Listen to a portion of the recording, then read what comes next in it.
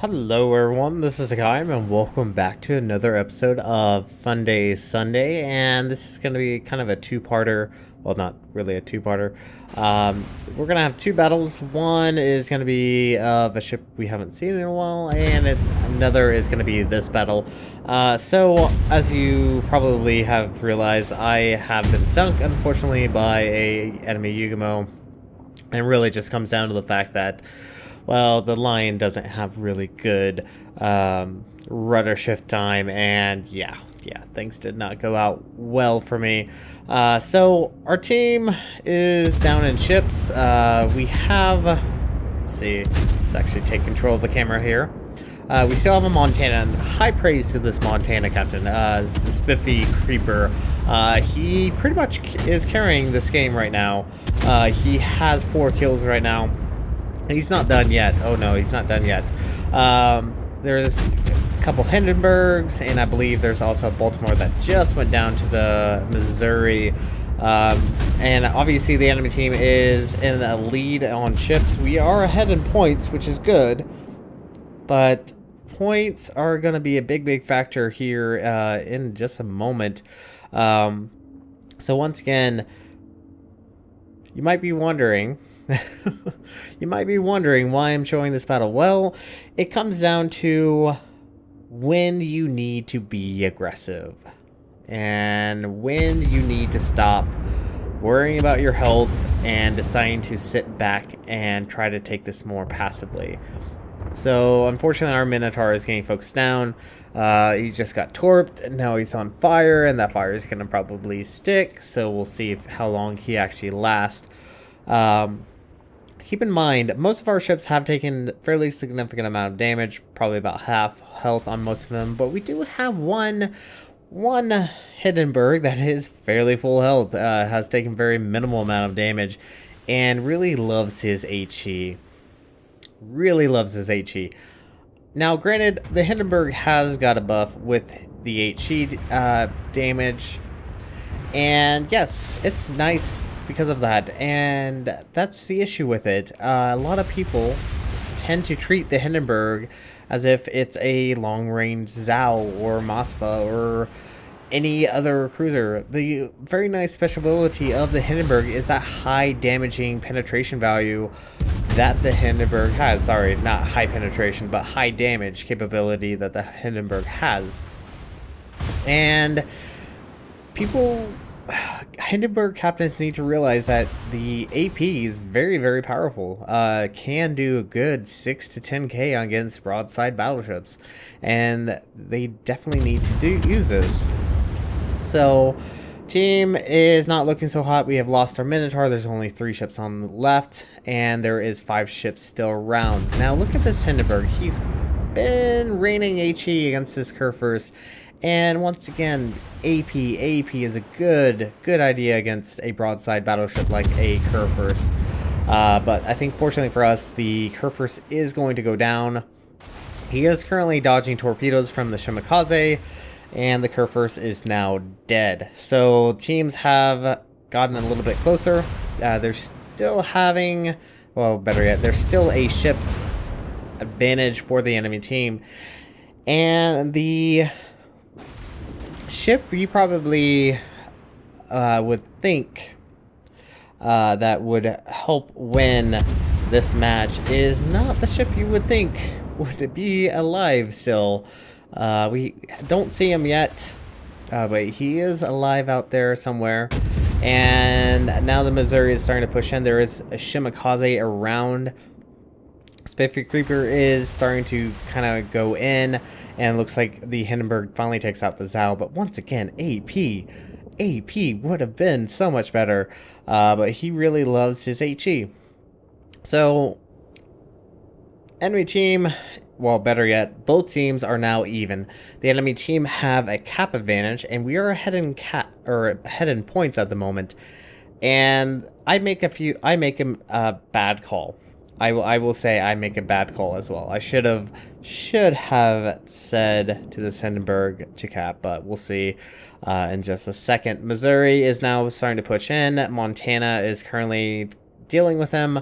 The other Hindenburg is kind of off at the side, trying probably not to get focused on by this Missouri. But this Missouri is on fire at the moment. And there the enemy Shimikaze is now spotted. Now, right here, HE, yes. I mean, HE fires, causing modules to go down and engines to be incapacitated.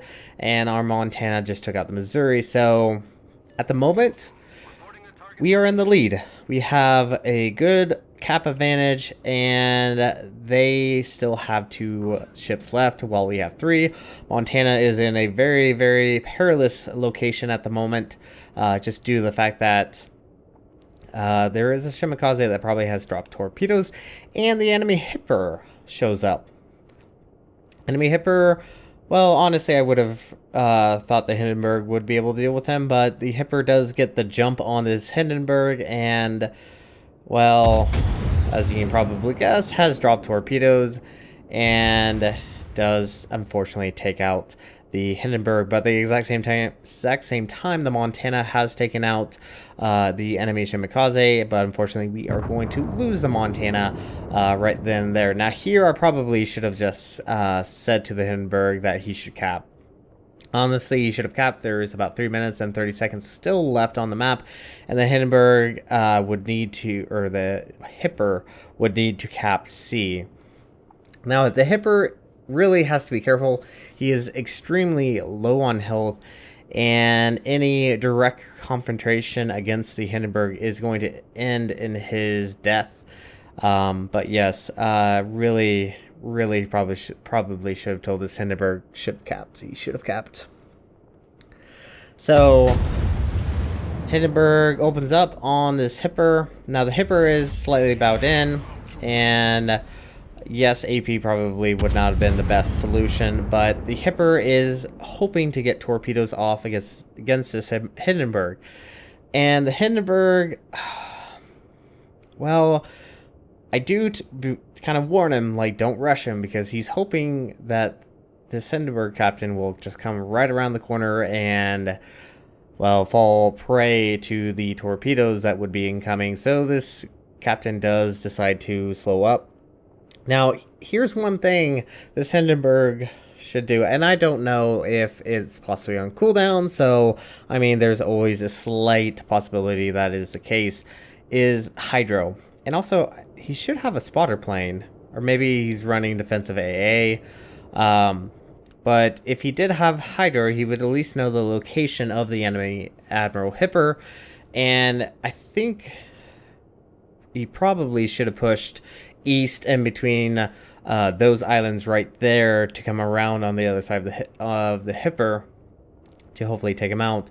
But, well, just rewatching this kind of makes me annoyed. AP would have been fantastic right here, probably would have killed them. Fortunately, Hipper obviously gets around the island, and look at the time. There's a minute and 30 seconds left. The enemy team is now almost 120 points ahead of us. So we definitely have to kill this Hipper just to ensure that we win this. Now, I do try to point out that he should have turned in. I think he should have just pushed towards C. Obviously, there is a possibility that the Hipper would have dropped his port side torpedoes. Obviously, the Hipper did drop his starboard, so yes, but honestly, right now we need to play. This Hindenburg needs to push in. He needs to be aggressive, but he doesn't. Hipper is now capping, and there is 45 seconds left on the timer. Something has to be done right here, right now. Honestly, this Hindenburg could easily take a torpedo and survive. If he goes nose in, that ensures that he will take the most, well, at the very least, maybe a torpedo or two, which would sure take him down quite a bit of health, but he is still ahead in amount of health, and he probably still has a heal or two. But this Hindenburg is going to take this quite wide, and look at the time. 14 seconds left. Hipper is now currently getting away, and we have unfortunately lost this battle. Yep. Alright, so after saying that, let's actually have a fun little battle. This is the Tier 2 Imperial Japanese Navy destroyer, the Tachibana. It is a premium ship. I think it is actually maybe still on sale. I don't really know if it is. I think I won this, quotation marks. It's not a bad little Tier 2 destroyer. I've enjoyed it. I can kind of consider a gunboat. We are playing on Solomon Islands, playing mostly Tier 2s, actually all Tier 2s. We have Bellerophon, Kolberg, Chester, Weymouth, two V-25s, Tachibana, Umikaze on the enemy team, Bellerophon, St. Louis, Weymouth, Dresden, Samson, V-25, Tachibana, and a Umikaze. So playing a low tier, which I don't do all too often. But it's a nice little kind of breath of fresh air, I guess, kind of seal clubbing at the exact same time. So the Tachibana, like I said, not a bad little destroyer. I would say her probably more benefits is her guns. Her guns, yes, kind of have a USN shell arc, but she has about five of them. Which you do have two that kind of face forward. One is at the bow, and the other two are kind of at the mid and stern of the ship. And guns, not bad. Kind of treat her as a low tier USN destroyer. Torpedoes are decent. Probably really major benefit of these torpedoes is a very fast reload time, as you will see a little bit later. They are very fast as far as reloading. They have a very short range. They only fire out at about 5 kilometers, and your detection is only 5.2. I don't recall that my captain, I believe my captain actually does have concealment expert. So can't invisitorp in the ship, but still a fun little tier 2 destroyer. And we see smoke. Let's see, how many destroyers are going to come around this corner? Well, we see a V-25 Umikaze, and you can see that I'm a little rusty at shooting. And the Chester, well, he's not going to have a good time. There's obviously a Umikaze coming around. There's also the Tachibana coming around. Yeah, at this point, this Chester should actually be pulling away, but he decides to sell in a straight line, which means this Umikaze is going to have a good old time. I did drop my own torpedoes. Look at the reload time on them. 17 seconds. Very, very, very quick reloading torpedoes. But this Umikaze is going to go down. He did rush the two cruisers on the side and did go down very, very quickly. Now there's actually all 4 destroyers are on this side. Torpedoes are away on the V-25, and now we have become the sole attention of the V-25 and the Tachibana. Obviously, I'm going to be pulling away. No point trying to play Russian roulette with another destroyer, and there we go. Took out the enemy V-25. Guns, as you can see, they do like to really arc quite terribly, and I don't know what the Samson's doing, honestly. Kolberg is trying to press against the Samson. I actually don't know what the Samson's doing. I think he might be AFK, honestly. He hasn't done anything. He hasn't even fired. This Kolberg's just going to town, but he's currently being focused on by the Tachibana, and there are what was the Samson doing? I don't know. So unfortunately, we've lost our Kolberg to the Tachibana. There was a Weymouth, I believe, coming this direction. I do drop torpedoes. That's definitely something I don't overly want to deal with, and I'm going to go ahead and try to lose detection. Now, granted, these torpedoes are only 5 kilometers, and more than likely will not actually reach target, but maybe it'll scare the Weymouth if he does try to rush around that corner. Now, the Weymouth is the Tier 2 British cruiser, and I barely remember playing that ship. I definitely don't remember playing that ship at all. It's been such a long time. Went ahead, dropped torpedoes again, because why not? These torpedoes reload so quickly. You might as well just pop them out every chance you get. That almost sounded kind of bad there. Now, obviously, I am going to be a little bit cautious. I don't remember how good the Weymouth is, so I am playing a little bit cautiously. We do have a Bellerophon on this side, and I'm hoping this Bellerophon should be able to take him out. We do have a Tachibana now starting to push in as well. Yeah, I don't know what this Tachibana is planning on. I think he's trying to get torps off. But honestly, these torpedoes on the Tachibanas, not the greatest in the world. But he'll try. Hopefully this Bellerophon will realize the issue or the threat he's in, the danger he's in, and will start to pull away. But I'm gonna focus on this Weymouth and just kite. I mean, what can you do? This ship is nimble. It really is extremely nimble. Has a very tight rudder shift time. I think it's like a second, something like that. It's ridiculously fast. Weymouth should go down to us. Can we get the killing blow? There we go. Got the killing blow. That is the third kill of this game. Now all that's left on this side is the enemy Tachibana. And definitely would like to help out our friendly Bellerophon that is trying to pull away as quickly as possible. Now our team, well, we had two destroyers kind of sitting in the mouth, and they really haven't been doing much. Actually, I think I have majority of the kills, except for the Samson. Yeah, the Samson was the only one I did not kill. So yeah, you can see that I've been doing quite a bit of work dealing with the enemy team. Currently dealing with this Tachibana. The shell arcs is something you definitely would have to get used to. But honestly, I like the Tachibana, as I did mention. I would almost treat her kind of like a gunboat, like a USN destroyer more than a Japanese. Her guns fire decently fast, around 5 seconds. Range is not too bad, 8 kilometers for tier 2. She has a good, once again, good rudder shift time. I do pretty good damage. I mean, we've taken very minimal amount of damage there. I think the Tachibana actually gets a good hit on us. But other than that, still doing a really good job dealing with this Tachibana at range. Obviously, I am concerned of any potential torps, so I'm almost always kiting away whenever is possible. And there we go. Got a fire on this Tachibana. He should burn for a little while. Unfortunately, he does knock out our steering gear. And I do almost always run last stand whenever possible on my destroyers, so that should not be a big deal. I don't think these torpedoes are going to hit. Looks like this Tachibana is going to go down.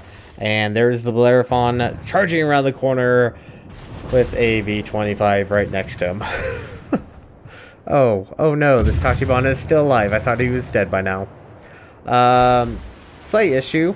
That's a Bellerophon, very close range, and they have decent HE. So I do drop torpedoes. V-25 is trying to go for a torp run. I may have messed him up a bit with my torpedoes, but it shouldn't be that big of an issue. Charges in, all crazy like that. Yeah. Goes down to the secondaries. Torpedoes are away, reloaded once again. And those 4 should almost do it. We earned high caliber, which is good, which is nice. Torpedoes are on target. It looks like I did kind of bring the last set a little behind just in case he does decide to slow up. But I think this should finish this Bellerophon off fairly quickly. There we go. Almost didn't kill him there. Probably would have killed him with flooding had that not actually worked out. But there we go. Took out the enemy Bellerophon, and that is kill number 4. So overall, not bad. Not a bad little destroyer. Once again, a really fun little tier 2 destroyers. Yes, it's going to have issues, especially with higher tiers, but it's still fairly doable. Really once again comes down to the very fast reloading torpedoes that the Tachibana does have. So our friends in the channel are having a bit of an issue. As you can see, we've lost about half our team. while they have obviously lost the majority of their team, the St. Louis and the Dresden are still kicking and currently giving a good fight as much as I can. And I am very well aware that I do not want to get within gun range of both the St. Louis and the Dresden. So yes, I don't want to pick a gunfight with these two ships. Because I remember the St. Louis. St. Louis was a good ship. I love the St. Louis. I think I still have her. I still have the original St. Louis that I got when I first started playing this game. Now, I am going to be a little pester. I'm going to go ahead and open up because I do have an island that is going to provide some coverage as we go around. So, should be able to get away with that with no problem.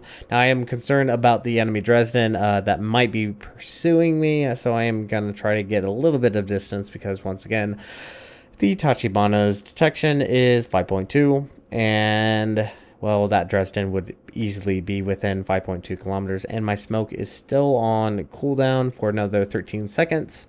So I do have to be a little bit careful, so I can't really ensure that I can get away. So, gonna take quite a big look around, and looks like the enemy Dresden is now deciding that he really needs to save cap, which is a good thing. But at the exact same time, that is allowing the V25, which has been sitting at the entrance of the channel for the majority of this game, and the Bellerophon are starting to push in. So I don't foresee them winning, because I actually think the friendly Bellerophon actually has taken very little amount of damage. Yeah. This is just kind of a fun game that I had in the Tachibana. I kind of missed it. Yes, it was a tier 2 battle, which is actually very uncommon, I guess. But I think a lot of people are moving, obviously, more towards tier 3 and up. So not a lot of people play tier 2 as much, and which actually kind of makes me wonder how many new World of Warship players are actually entering the battle, because this Dresden actually has quite a few flags on him. So I wonder if this might be also a wannabe Seal Clubber. Don't really know. Now, obviously, I am not the main target of the Dresden, so might as well have some additional padding of my damage with the Tachibana. Not my highest game, mind you, but might as well try to help out, take out this Dresden with as much hits as I can. He's being focused on by the Bellerophon and is probably going to go down relatively soon, just due to the focus fire. So overall, not a bad game. And with this, I am probably going to go ahead and end this episode of Funday Sunday off here and now. Thank you guys so much for watching, and if you like what you saw, hit the like and subscribe button as we say goodbye to the Dresden. Zaichen.